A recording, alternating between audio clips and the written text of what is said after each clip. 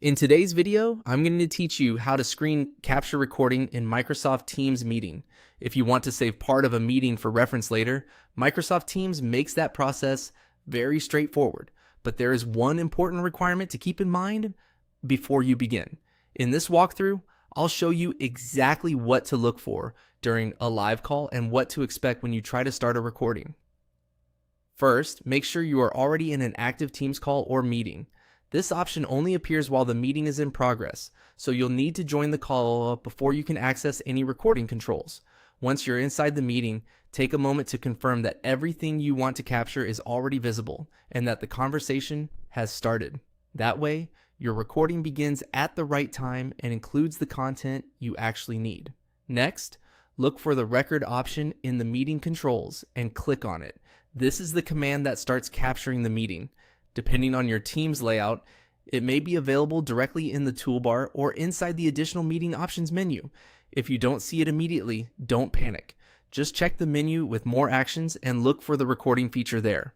Once selected, Teams will begin the recording process and usually notify participants that the meeting is being recorded.